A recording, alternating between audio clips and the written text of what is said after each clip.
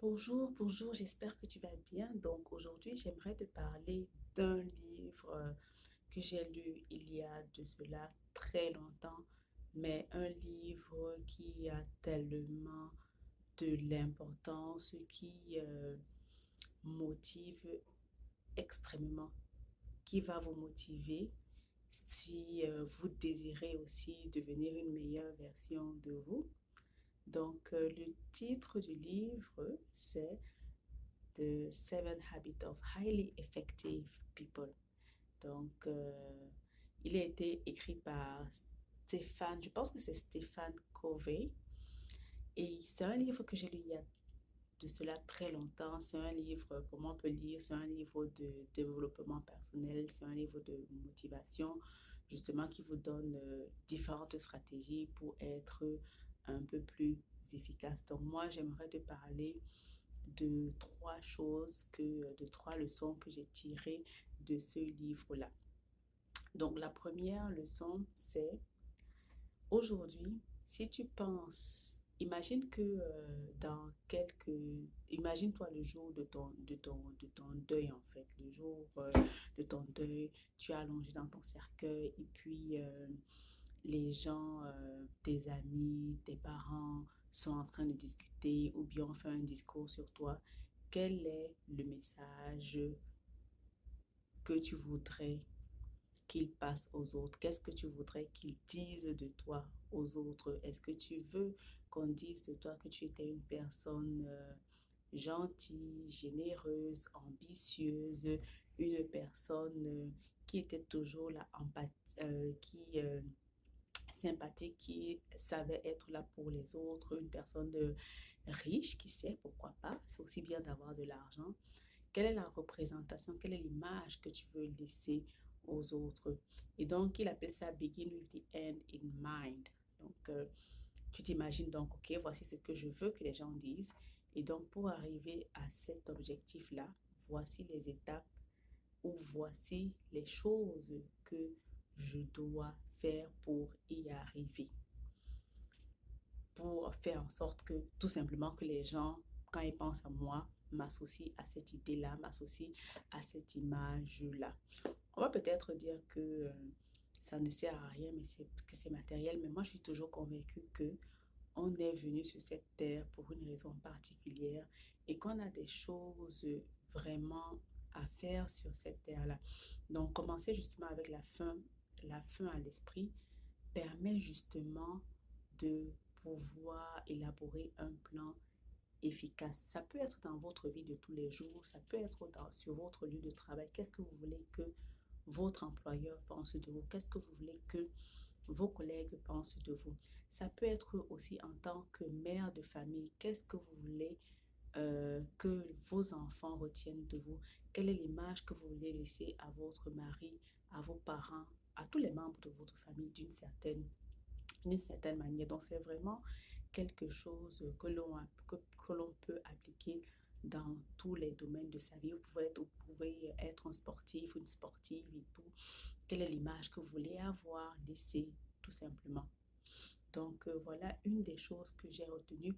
Moi, en ce qui me concerne, j'aimerais qu'on dise de moi que je suis, ou bien que j'étais une personne généreuse, une personne pleine de vie, une personne, une auteure, une écrivaine, une personne qui inspire ou qui a inspiré les autres. Donc, c'est quelque chose, c'est ce à quoi j'aspire dans ma vie de tous les jours sur mon lieu de travail, en tant que maman, en tant que amie.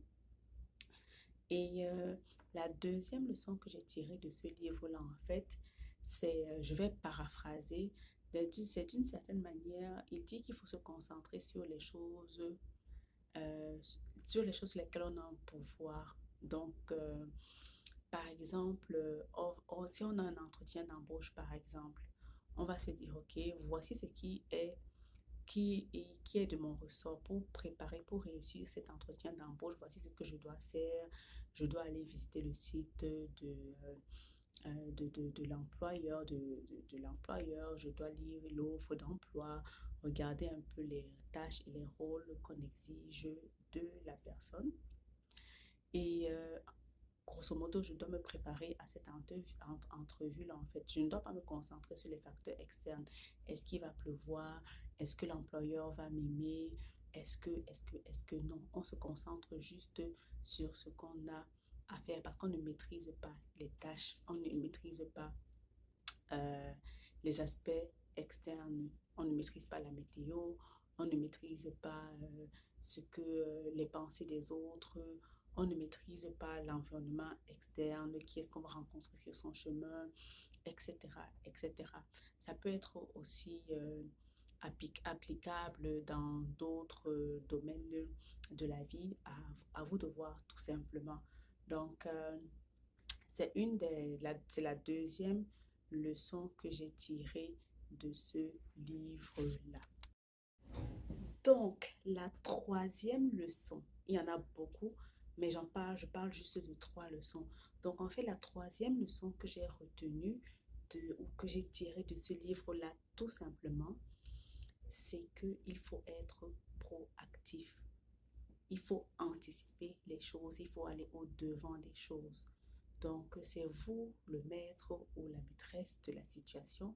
Donc, il faut être préparé, comme je le disais au début. Donc, si vous avez un événement, c'est d'anticiper, de se dire, OK, voici comment est-ce que je voudrais que ça se passe, mais ne pas attendre que les choses nous tombent dessus.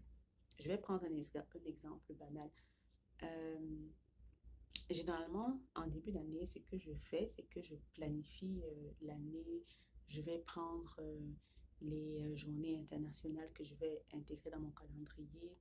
Et je sais aussi que il y a des périodes, il y a des soldes pendant l'année. Donc, je vais aussi prendre les dates des soldes que je vais intégrer dans mon calendrier. Comme ça, je sais que, OK, les meilleures périodes, comme ça, je connaîtrai en fait les meilleures périodes pour acheter des vêtements. Je vais aussi, je pense beaucoup, pour le moment, Noël, c'est bientôt. Au Cameroun, on dit généralement après, en janvier, qu'on a la janviose. Qu'on a la janviose, pourquoi on a la janviose? Parce qu'on n'a pas préparé, on ne s'est pas préparé pour les fêtes de fin d'année. Donc, on se dit, OK, décembre, c'est bientôt. Pour ne pas souffrir de janviose, donc pour que le portefeuille ne soit pas vide, pour que financièrement, on n'ait pas de problème, c'est de se préparer aux dépenses qu'on va faire à la fin de l'année.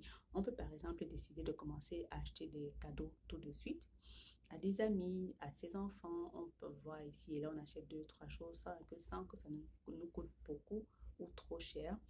On peut aussi se dire qu'on met de l'argent de côté, on fait un petit budget en estimant les dépenses qu'on aura à encourir, à faire pendant les périodes festives. On met cet argent de côté selon les moyens que l'on a pour que pendant les fêtes, en fait, on ne ressente pas euh, qu'on ne ressente pas tout simplement qu'on dépense de l'argent parce qu'on aura mis cet argent-là de côté. Ou bien on peut aussi se dire, OK, l'année prochaine en 2024 ou bien en 2025, j'aimerais voyager. Donc, on met de l'argent de côté pour cela. Je me souviens par exemple, pour donner un exemple un peu encore plus concret, quand j'étais enceinte, euh, je me suis dit, OK, je vais accoucher à X date. Donc, j'ai commencé à me préparer à cet événement-là parce que on sait tous qu'il y a la layette, on a des dépenses qui entourent la naissance d'un enfant et même après et tout.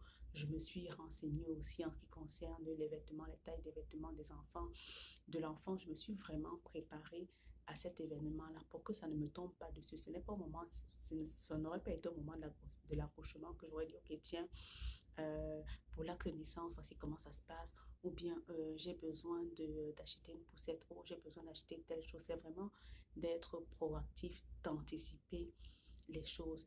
Et dans ma vie de tous les jours, ok, je suis mère, comme j'aime à le dire, vous allez beaucoup l'entendre. Quand on devient mère, être proactif, c'est la clé du succès. C'est de savoir que on ne maîtrise plus son temps. Et moi, en tant qu'auteur, qu'est-ce que je fais pour pouvoir écrire? C'est de pouvoir un peu... Je suis d'abord flexible. Je sais qu'à certaines périodes de la journée, je ne peux pas vraiment écrire parce que le week-end, si on prend le cas du week-end, par exemple, je connais les horaires de ma fille. Je sais que ma fille fait la sieste probablement à telle période, à telle tranche horaire, auquel je peux décider de caler mon travail à ce moment-là. Je peux, que ce soit le travail de l'écriture, écrire, ou bien que ce soit faire du jardinage, ou bien cuisiner, faire le ménage. C'est vraiment de caler mes horaires au sien pour pouvoir avancer dans mes tâches à moi. Donc, vraiment être proactive. En tout cas, voilà, je te souhaite bien les choses.